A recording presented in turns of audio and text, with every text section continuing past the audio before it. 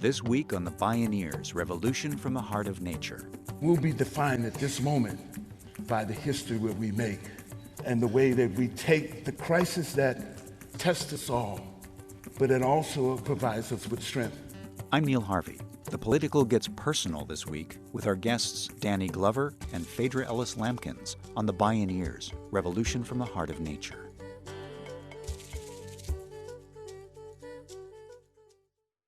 If I have seen further, it is by standing on the shoulders of giants. Those famous words of Sir Isaac Newton remind us that the future is really about memory. We all arrive from somewhere with a long and winding history, a lineage of ancestors. We're becoming ancestors for generations to come. Yet today in many communities and regions of the world, it's hard to see further, literally, because of the air pollution. It can be even harder to escape from the burdens of history, generational poverty, racism, oppression, environmental degradation. So how do we honor our responsibility to those who came before and those yet to come? In a word, resilience. Create the conditions in which future generations can flourish. In this half hour, actor and activist Danny Glover and changemaker Phaedra Ellis-Lamkins, former CEO of Green for All, show how one sure path to resilience is to build community and social movements, which requires learning how to reach out across our differences. This is Real Change. The Political gets personal. I'm Neil Harvey. You're listening to the Bioneers, Revolution from the Heart of Nature.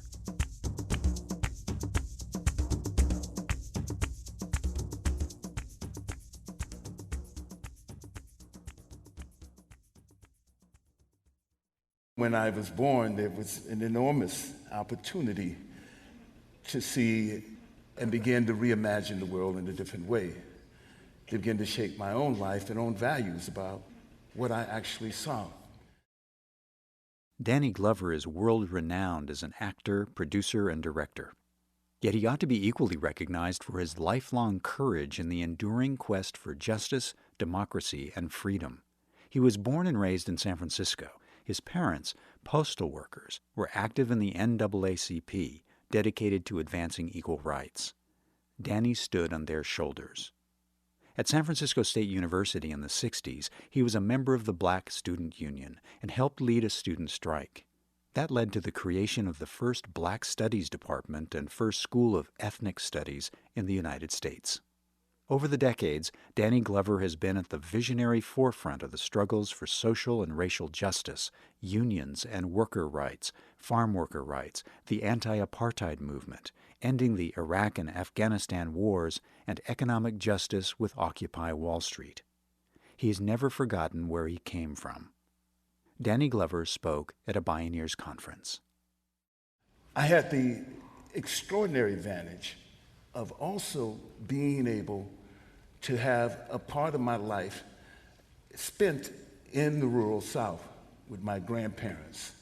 My grandparents were born respectively in 1892 and 1895, so very little had changed from the South inherited after the end of the Civil War and the Emancipation Proclamation and Reconstruction at the point they were born. My great-grandmother, my maternal grandfather's mother, happened to hold me. She was born in 1853 and freed by the Emancipation Proclamation.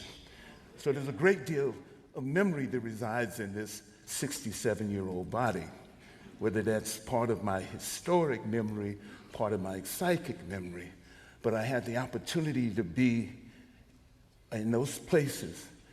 And if you can, in some sense, marry the two experiences, the Deep South and the Haight-Ashbury, you have something real interesting there. Ossie Davis once said to me, just weeks before his transition, he said, we need artists to save us from machines.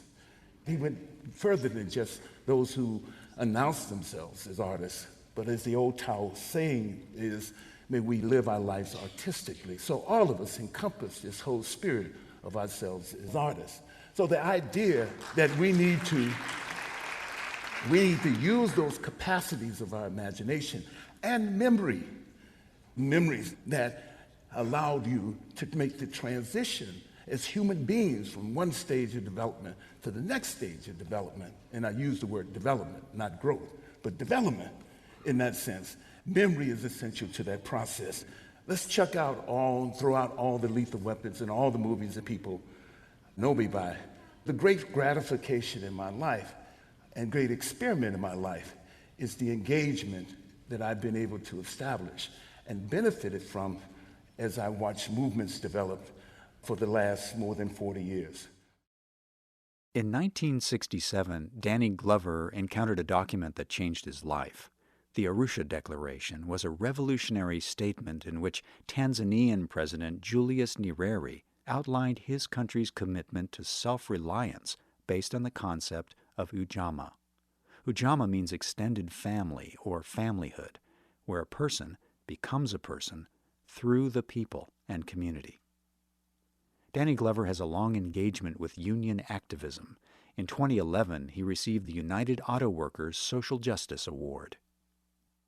I've been working with auto workers in Canton, Mississippi, Nissan auto workers who simply want to organize a union. Can you believe it? That in this country, right here, that they don't have union representation in Canton, Mississippi, or in Nashville, Tennessee, where primarily the auto workers in Canton, Mississippi are African American, 80%. Primarily the auto workers in Nashville, Tennessee are white workers, 70 to 80%. Neither one of them have unions. Now the idea of that is profound. Nissan, who's been there 10 years, has not allowed them to vote to have a union. Well, I happened to go on a delegation with them, first to South Africa, and they met members of a union, strong union, a union that had been involved and engaged in the anti-apartheid movement, NUMSA, the National Union of Metal Workers. They're the ones that negotiate. And they saw something that they thought was unbelievable, that they themselves had never experienced in Canton, Mississippi. And we know Mississippi is. Mississippi is Medgar Evers. Mississippi is the 3 civil rights workers. Mississippi is all that we know. Things that they were capable of building and relationships that they were able to build with these union workers in South Africa, building solidarity. And not only talk about their own plight, but talk about labor and from the global vantage point and what is happening to labor there. That experience transformed them. So I've had the opportunity watching the transformation of these human beings, seeing them empower themselves, these workers, seeing them now have larger expectations and demands on themselves, yes, but also on those who dictate what happens in their lives as well. So they not only become better union workers, better workers, but they become better citizens as well. As Danny Glover points out, building relationships is what builds movements. In Baltimore, one group that captured Glover's imagination was the Baltimore Urban Debate League, founded in 1999 as part of a national initiative to transform public education by bringing debating skills back to the urban classroom. And I happened to meet a group of young debaters, young African-American men, and they've won the National Debate Championship and teach others to debate social policy. To debate using debate as a platform to debate social policy. So one of the things that they were able to do in that quest was to stop the building of a juvenile detention center in Maryland. They played a campaign and won and stopped the building of that. They're also using that to see how they can themselves not only train others, but use the access that they have now, the knowledge that they've learned, the memory that they've collected, not only the memory of their own struggle and their own transition, but the memory also that's created by those who come before them. And they use that now, and they find ways in which they can engage politically and to change the dynamics around Baltimore. They're having town hall meetings that seats about 200, where they discuss local issues from whether it's poverty or whether it's education or whether it's homelessness. All of those are housed within this creative space. And it's another way of finding ways in which we can translate and reimagine our relationship to those things that are vital to us. Our relationship to democracy, our relationship to nature as well. I said all this because I think sometimes we find ourselves detached from the real things that are happening that change our lives. As King once said in his last book, where do we go from here? Chaos or community? Where do we go from here? And what do these movements that we see spring up, how do they now translate into the world that we envision? How do they now translate into the people who we desire to be? And it's important. We know that this system, the dominant culture, what it's done irreparable damage to nature. It's done irreparable damage to us, in a sense. It's in some sense alienated us from nature, alienated us from ourselves, and alienated us from the ideas of community as well. We could talk about, on the one hand, poverty and have all the knowledge that we want in terms of understanding poverty, but do we know what it is? Do we have empathy for that? We have a lot of knowledge, but we often don't have a lot of understanding. There's a difference between knowledge and understanding. You know, understanding is having empathy, understanding the plight.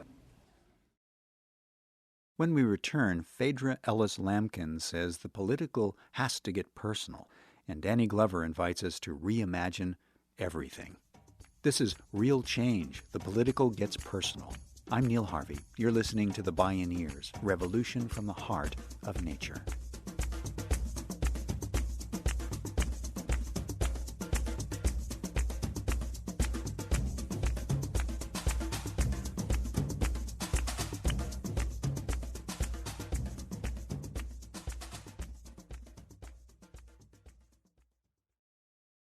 To explore more Bioneers radio shows and video programming, please visit bioneers.org. Danny Glover asks, how do movements actually manifest the world we want and who we want to be?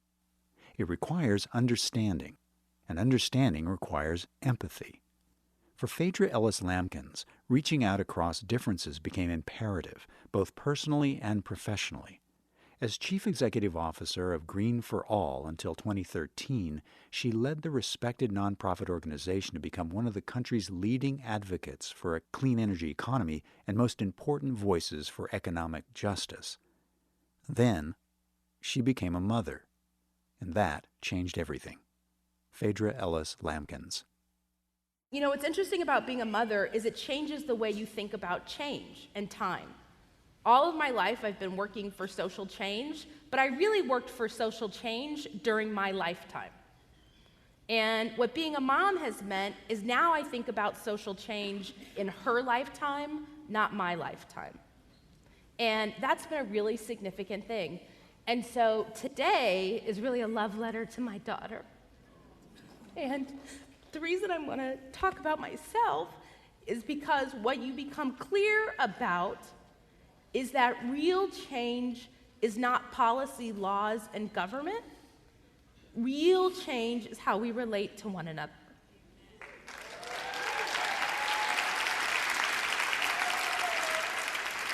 And to have real change, you have to know who I am, and so I have to learn to talk about who I am. But I will say it's so much easier to talk about what you want than who you are, so bear with me. My name is Phaedra Ellis-Lamkins. I grew up in a small town called Sassoon, which you probably may have heard of because you're actually from California. And I grew up with a mom who was very kind, but a dad who wasn't. And my dad was very violent, and there was a lot of drugs and physical abuse in our house. And what that meant is I carried a lot of shame with me. And I knew that what was happening in our home wasn't happening in everyone else's home, but I knew I wasn't supposed to talk about it. We didn't have a lot of money, and I knew that was bad. I remember when I was young, I was going into a grocery store and I was paying for pickles with food stamps. And this one looked at me as though I was crazy, and she started talking about the woman next to her about me and how that's what poor people did, is they used those food stamps to buy snacks. And what she didn't understand is I hadn't had a sandwich with meat in it before. We had pickle and cheese sandwiches for lunch because you got free cheese and you got pickles. But what I walked out of that grocery store feeling was that I wasn't okay, that I was less than, and that I knew I had done something bad.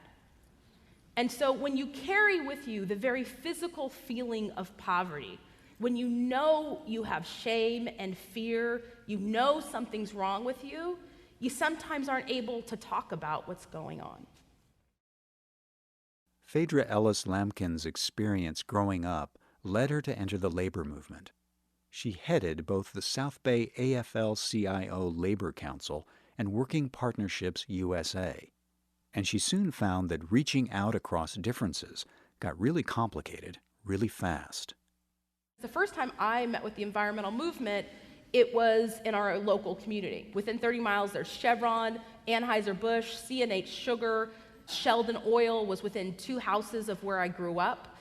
And what was interesting is, if you're poor, how do you get to be better? How do you think people think you get to be better? You stop being poor. It's very simple here in America. And how do you stop being poor if you're poor? You get a job in a place that probably has a pretty bad environment. And so all of the folks that I know that worked in factories that paid middle-class wages worked in places that polluted the environment. And so the first time I met an environmentalist, they were coming into our community and they were saying, basically, you suck. You work in a place that's killing our kids, and you suck. The reason it's so important, and I wanted to talk about that, is because I think if you're an environmentalist and you're coming into a community, you might not know what the person is dealing with. Part of why I wanted to talk about myself is because I think if you understand the only way out of violence, of sexual abuse, of whatever's going on in poverty in their home, is the job that you just said was shitty. I know that if you work in a coal factory, you know they pollute. I know that if you live like we did next to Sheldon Oil, you know that the stuff in the water isn't good for the water. What you don't know is what's the strategy to get your own self and community out of it that isn't taking away the employment center in the community. So part of when I first met environmentalists, they came in the community and they said these jobs were really awful. I hated them. And the reason was they were all rich white people who came in SUVs, who said the environment ought to not be bad, so we should stop going to work so they could have clean parks for their kids. I was like, yeah, that equation doesn't actually work really good for us. The reason wasn't just because of jobs, but what was interesting to me is these environmentalists, they never talked about the air for our community. It was like, oh no, it's gonna shift. And so I thought, that just doesn't seem right. So I decided I would hate environmentalists for the rest of my life, and which I did really well for a long time. I would never join the Sierra Club, and I would join the labor movement and beat the environmental movement. Then I had nieces. And the thing about having nieces when you have a sister that's an addict and their dad is a drug dealer is that you have to start thinking about the world differently. What I realized is it's actually really messed up that some kids think they only get one choice. And I grew up thinking my only choice was a good job, but all these other kids grew up thinking in these other families that they could have clean air and good jobs. And I thought, we ought to create a way for these kids, for my girls, to get to choose both. The political got personal, and Phaedra Ellis-Lamkins knew that in terms of a clean environment and good jobs, it had to be both and, not either or. She joined Green for All. She helped lead Green for All to several groundbreaking policy victories at the federal, state, and local levels, launching state-level green jobs and energy-efficient programs as pathways out of poverty for underserved communities. And now as a mother, she embodies the fierce determination that we can't allow our differences to overshadow our common humanity and endanger our one and only common home. We have to figure out how to relate to one another in a way that lifts each other up. It can't be the environmental movement versus the labor movement versus the women's movement versus the whoever else's movement, because I don't know about your movement, but you may be having huge gains that the environmental movement isn't right now. You may not have been experiencing a Congress that has decided if you are black, brown, woman, poor, or anything else, you should move to Canada. It is, and you might not realize that in this moment, to be a person of color when youth are being criminalized, when to be poor has been told by the federal government, when Congress stands up and says, shouldn't have food stamps, healthcare benefits, why should we pay Head Start? But shoot, we better make sure the economy recovers, but who cares about those kids who need preschool? It's like that is the debate that's happening is shocking. Because if we aspire to be a movement for real change, we have to acknowledge the shame we carry. And more than the shame we carry, we have to see it in other people. So when we relate to them and change, we don't diminish who they are.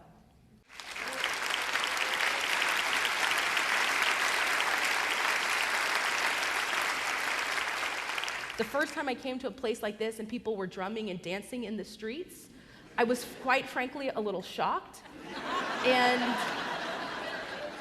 And what I have to tell you is what we're still working on is feeling like we deserve that freedom, is that freedom to do that. It's like, I saw people, and what happens is you realize there is an incredible luxury of being able to hold yourself and feel as though the world will respond appropriately. And what I want for my daughter, I want her to move and dance. I want her to feel like the world will respond because she deserves to dance, and that the world will open up and respect that she deserves both healthy jobs and a clean environment and so much more. And I know we can't have that if I can't acknowledge who I am. And so my prayer for my daughter and my prayer of gratitude and hope for you is that you'll remember that people like me need people like you. And if it doesn't make sense at first, it's just because we're trying to figure out how to be there. And that any movement that doesn't acknowledge the dignity of any human being is not okay. And we have a responsibility.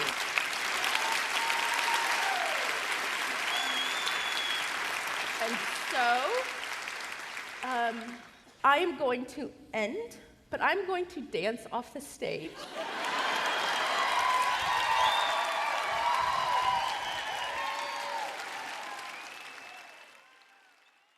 Again, Danny Glover. It's not just one movement in itself. It's a collective memory of all those movements as we move forward, because they've all added value to who we are. They've all added value to our vision of a different world, a world that works for all of us. In doing so, everything that we do is we re-inhabit or we reimagine our relationship to the common space, and reimagine our relationship to nature, reimagine our relationship to the things that are important. But it's going to take that courage. It's going to take us stepping out, not just where the system itself allows us to step out, but beyond where the system allows us to step out, to fulfill that destiny. As Paul Robeson once said, that each generation defines its own history, and we'll be defined at this moment by the history that we make and the way that we take the crisis that we have, a crisis that tests us all, but it also provides us with strength. And I think the clarity and the space to reimagine every single thing that happens in our lives, every single relationship is with that we move forward in the 21st century. Thank you so much for your time.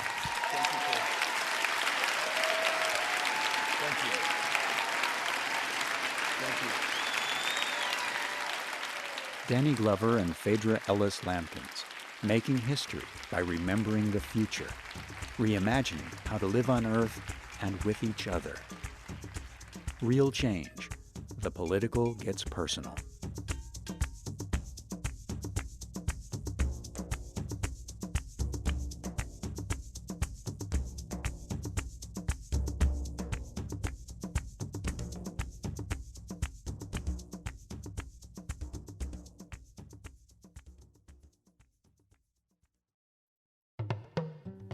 You can see Danny Glover's and Phaedra Ellis-Lamkins' complete talks, explore more Bioneers radio shows and video programming online at Bioneers.org.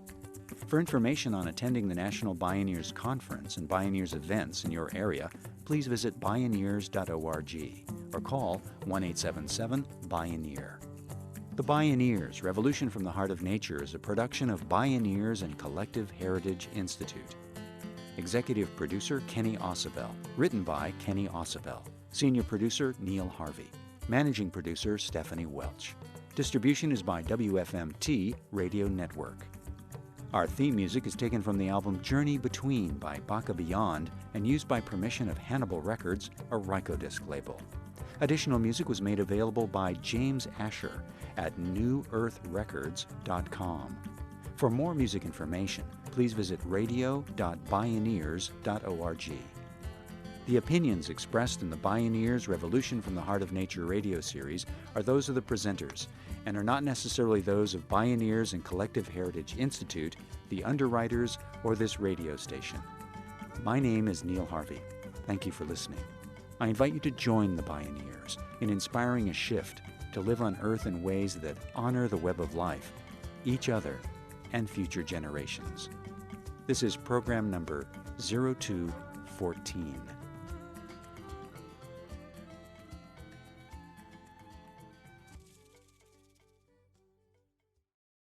This program was made possible in part by Organic Valley, pasture-raised organic dairy products bringing the good from our family to yours. Visit organicvalley.coop. Mary's Gone Crackers, healing the planet through conscious eating, gluten-free and vegan products since 2004. Learn more at marysgonecrackers.com. John Masters Organics, feel good about looking good. Visit johnmasters.com. Funding also provided by a grant from the Park Foundation, dedicated to heightening public awareness of critical issues, and by the generous support of listeners like you.